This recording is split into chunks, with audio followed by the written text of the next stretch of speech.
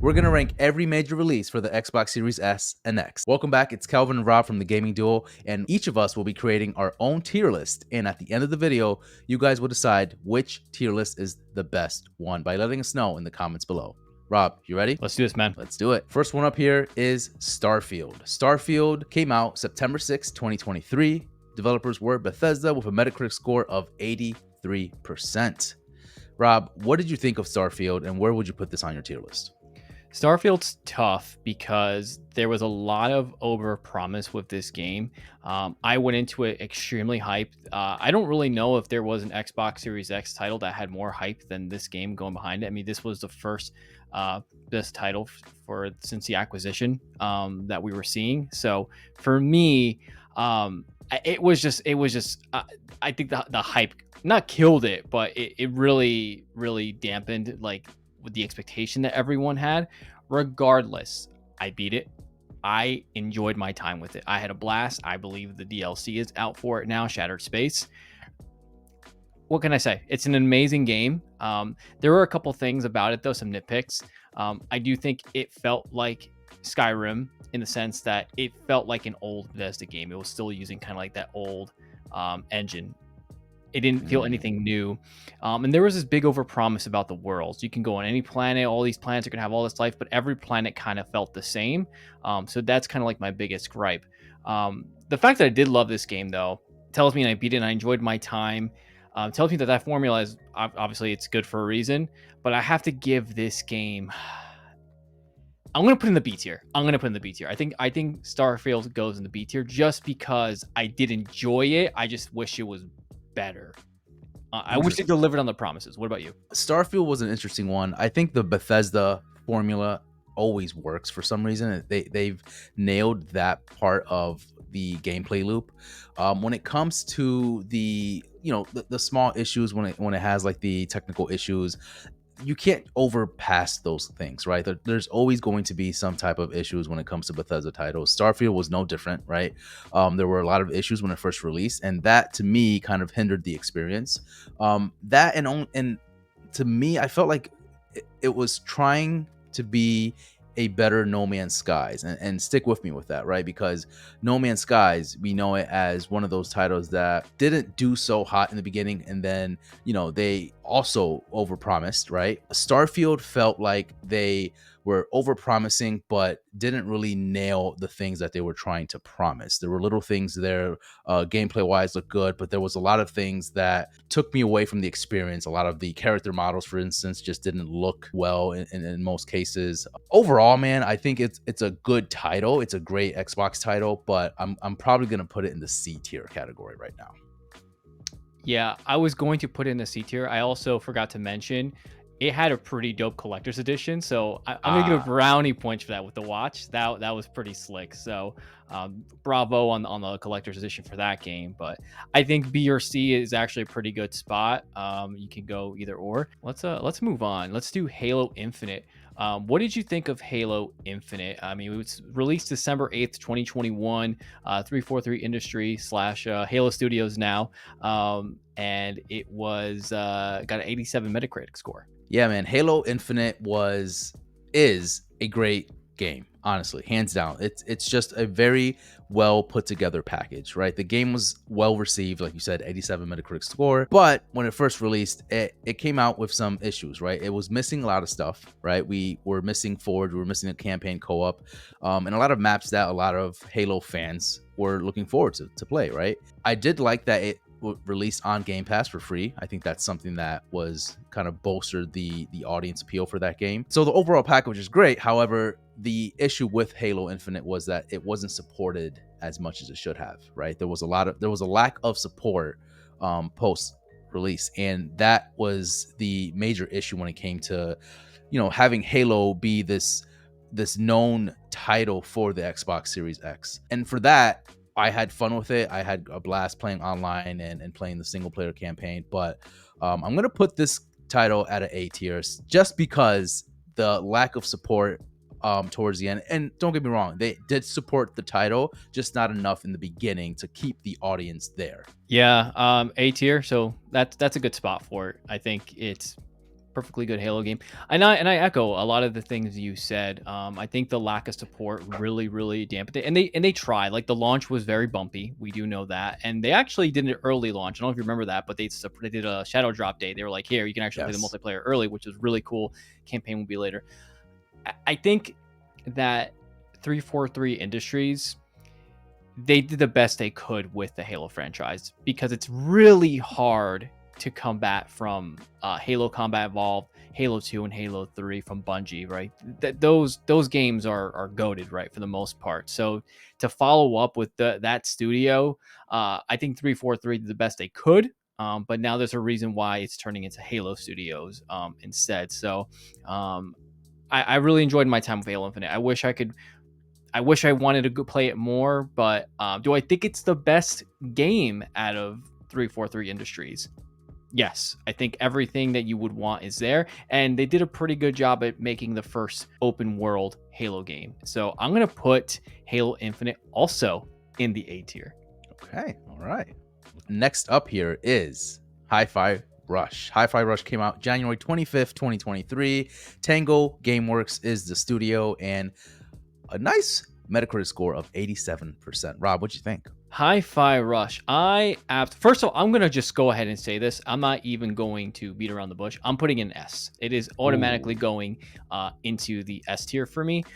This game felt like a PS2 game, but like modernized, right? Like it gave me a hit of nostalgia, but it was also a rhythm game, but it was also an action adventure game. The characters were just fantastic.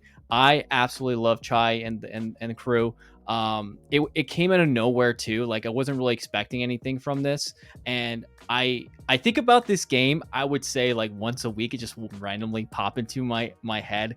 You had the awesome soundtrack with the Black Keys. I was shocked that Xbox was able to come out with a title, or they were capable of coming out with a title like this. So that's why I'm putting in S tier, because their overall package is just fantastic. And again, it came out in Game Pass. If you had it, you automatically got the game. But as far as the game, amazing game. What about you? Yeah, I'm not going to hold any punches here. It's an S tier, 100%. I agree with you. The fact that this game was shadow dropped, right? Like the fact that this full-fledged game that is giving that, like, those remembrances of PS2 era, and it is such a great, well done game. And it's more of a rhythm game, which to me, I'm not really a huge fan of, but for some reason, they knew exactly how to create a game like this. And it's a S tier, man. The ending was amazing. I loved playing towards the end of the game. I just, like you said, I fondly remember this game every once in a while, like maybe once a week, because of just how the production value of this game was just top tier. This has to fall on the S tier category for sure. Now we get a little tricky here with Immortality. This is a game that was more of an interactive film. You had to do a lot of solving of mysteries and whatnot. It was released August 30th, 2022 by Half Memory Productions with a Metacritic score of 87. Yeah, I think for this game, if you're into this genre, this is probably some of the best in the genre that you can ask for. And I believe it did win some awards at the Game Awards. Just based on all of that merit, I think I'm going to put this in the A tier, just because I love when studios do things like this. Like they brought in their catalog with games like this. So it goes in the A tier for me. Yeah, man. I think so. I did definitely play this game. It was a very interesting game to start off with. I went into this game not knowing what this really was, and then found out it was more of an interactive game, and it was more about mystery solving. It was more like motion video stopping, and you can like pause, click things, and it will give you more information. So this was definitely a game that it took a while to really understand and really grasp what it was trying to do. But I appreciate it, like you said, right? I appreciate when developers do something like this and they actually go in their bag and actually make something that's wild and different, and they pull these punches like this. So I'm not as high as you. I feel like this game would probably be in the B category for me, simply because it just wasn't a game for me, but I appreciate what they're doing, and I kind of agree with the Metacritic score pretty much. So a B it is. I like in the way this tier list is going so far. So far, Xbox, you're doing good. You're doing real good. Not Uh, bad. let's move on to Palworld. Yeah, man. Palworld released on January 19th, 2024. I can't believe it came out the end or the beginning of this year. That's crazy. Developer is Pocket Pair, and because this game is still in early access, there is no Metacritic score. So, Rob, what did you think of Palworld?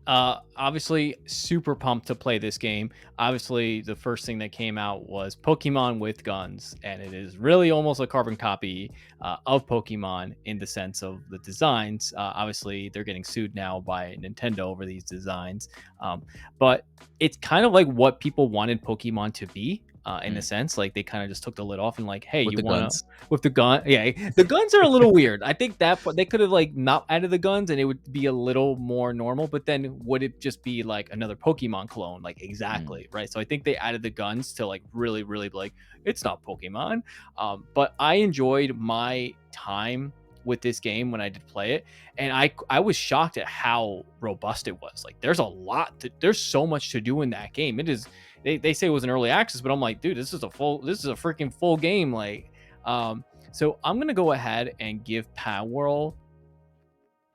Ooh, I'm gonna put it in the S tier.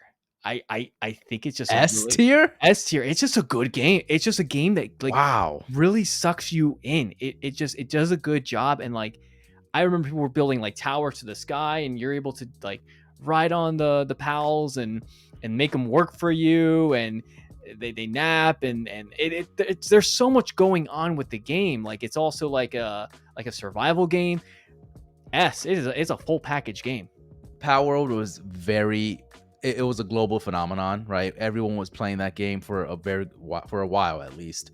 And it felt like you were a part of something when that game came out, right? Again, I enjoyed most of my time with Palworld. I will say my time with it felt a little clunky. There was a lot of like frame rate drops and just you could tell it's early access for sure, but I felt like I was having a great time, being introduced into the world and like slowly starting to, unravel what your kit has and what you're able to achieve in that game. And then you start, the survival aspect of it, of like gathering food and, collecting pals and, having them do chores and all this stuff. Like that was like the way they handled that and the way they start like slowly, gradually started giving you those tools was really cool.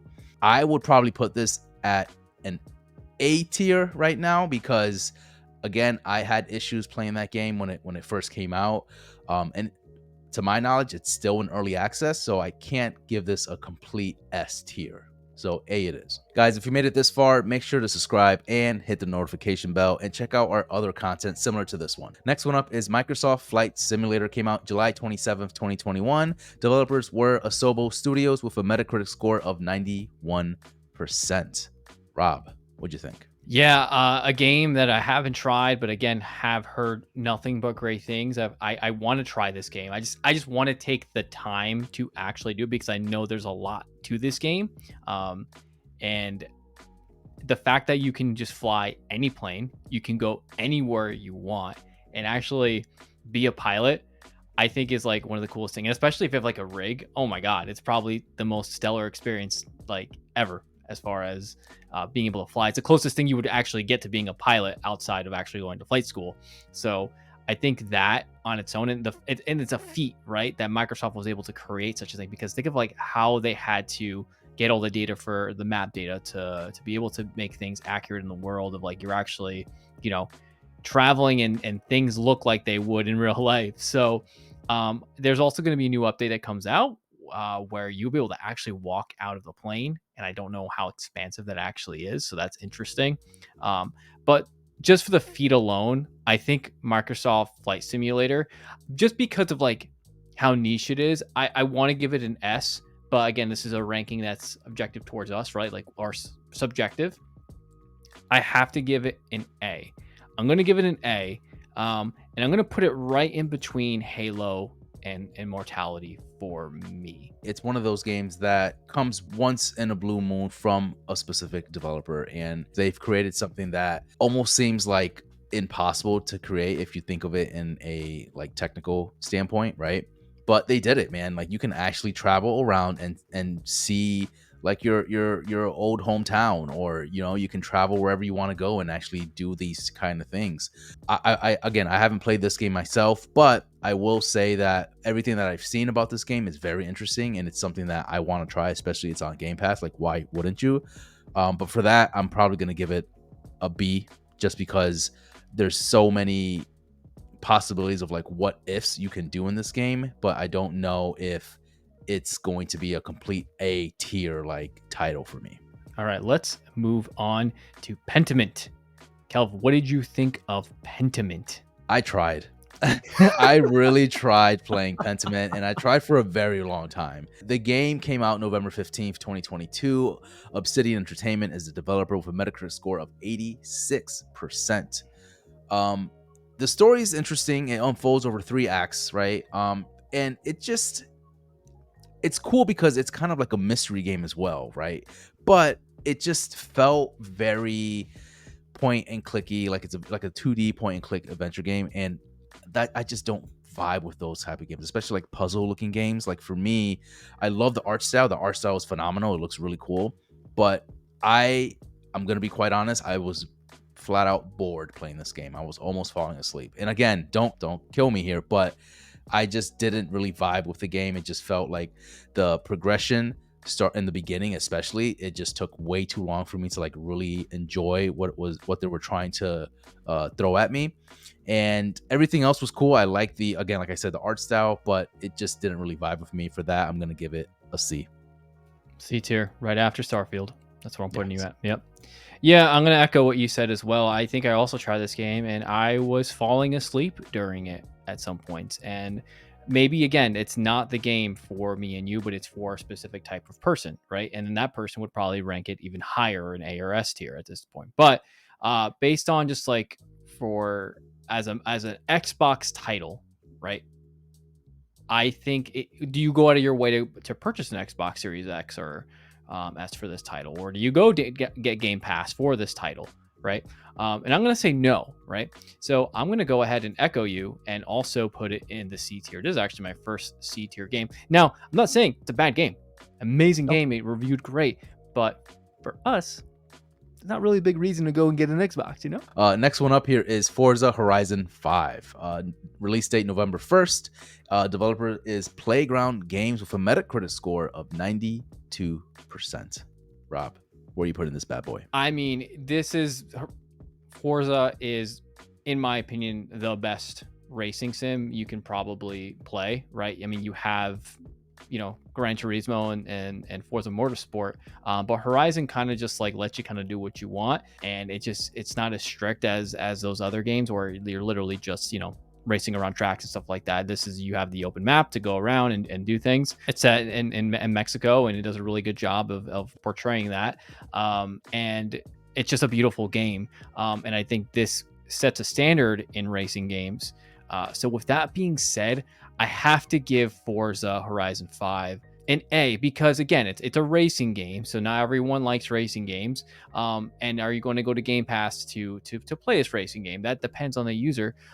So I think it's in the same kind of situation as Microsoft Flight Simulator, where it's like a racing game versus a simulator game. So I think A tier fits pretty good on there. But again, you can't really go wrong with putting it in S tier as well. So what about you? That's exactly where I'm going to put this game, in S tier, man. This game, when I first played this game, by far one of my favorite racing games. And the intro to this game really sold me. I don't know if you remember. That was such a cool way to start the game.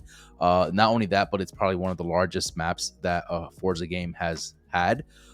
It felt, if everything about that game felt good, like I enjoyed everything about it. It felt like I was really having like an awesome time. The features that they've included in that, it supports Dolby Atmos and Dolby Vision, which is really cool. Like those little things, those little details that they put into this game, I can't give it an A tier, man. It has to be in the S tier. Let's move on to Scorn. This is an horror game that was released October 14th, 2022 by Ebb Software. Metacritic score of 66%.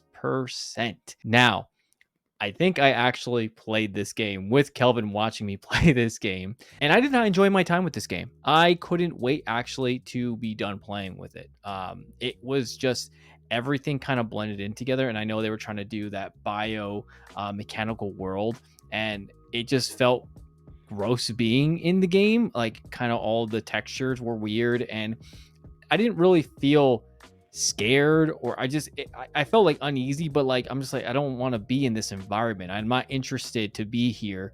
And again, I didn't play a ton, but there wasn't enough for me to keep going. Like, the puzzles weren't really didn't really keep me glued into this. So like, the fact that I like picked this game up and then I couldn't get back into it tells me a lot. I mean, you can see for the Metacritic score itself, it's 66%.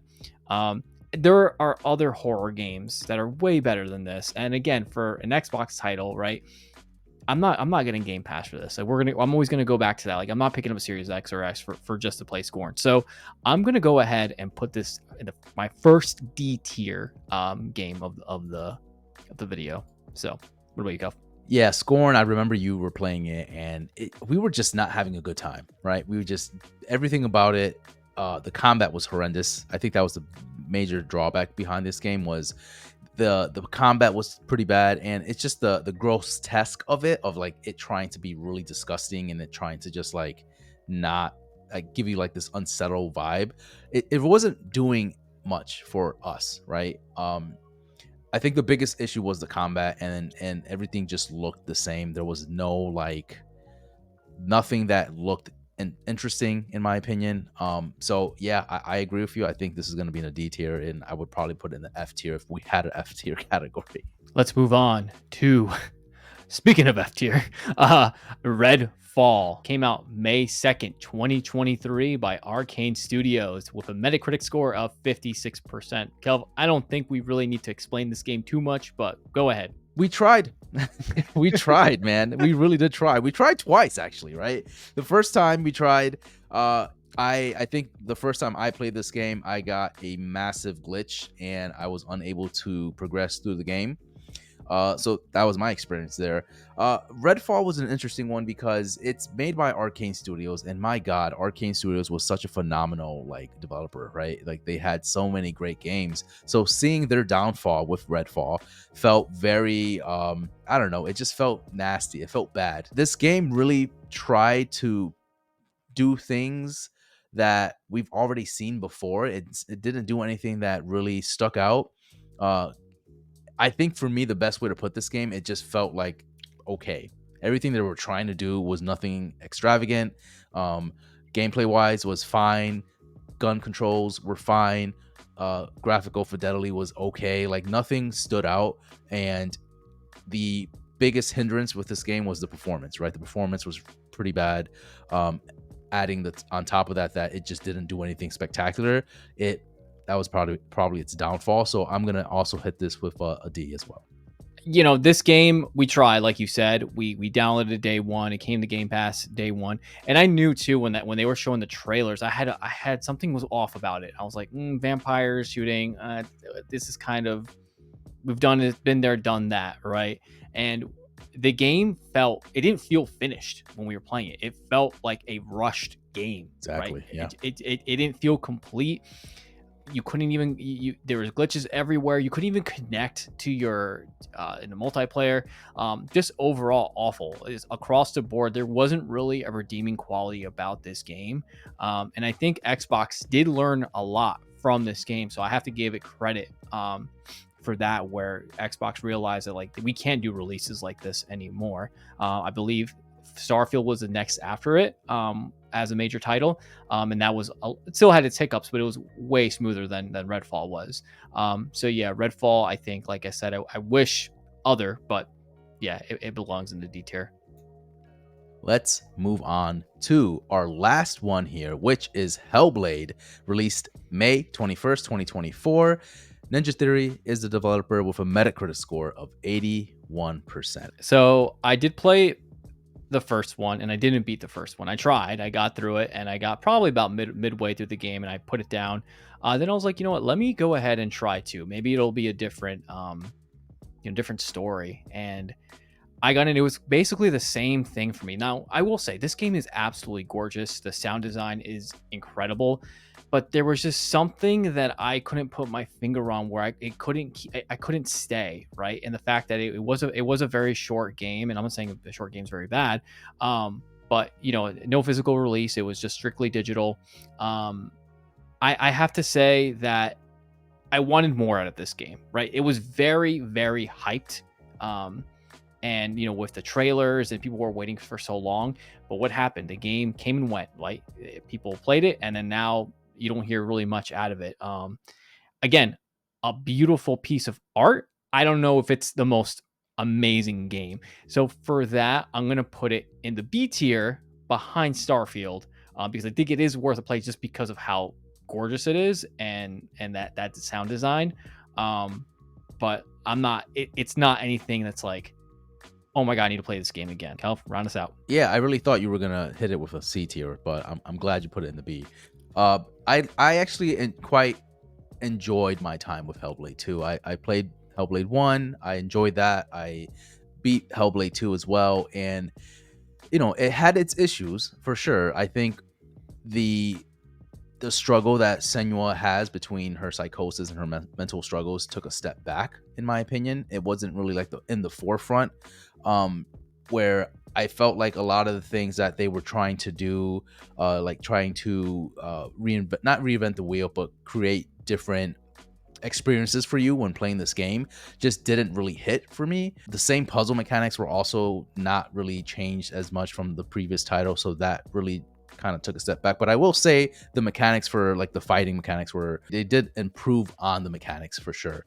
But it wasn't anything granular, it wasn't anything crazy. Once you kind of do it the first hour or so, you kind of just stick with the same routine and nothing really changes with that. So that was my issue. But like you said, Rob, the game is a graphical marvel. It is beautiful. It is gorgeous. It just had some weird pacing issues as well throughout the game. So I'm going to probably put this at an A tier. It's really it, it sucks because I wish this did more for the Xbox brand, right? I feel like although it was what $40 when it released, I felt like Microsoft or at least Ninja Theory was really pushing this to be something much bigger than what it really was. And unfortunately, it just didn't land. It didn't stick the landing. So that's our tier list, guys. Let us know what you think of our tier list. We're going to show them right now. Let us know what you think. Do you agree with mine's or do you agree with Rob's? Let us know in the comments below. But if you don't agree with us, that's okay. Let us know what your tier list will look like. And thank you guys so much for watching. This has been The Gaming Duo, where friendships are built through gaming.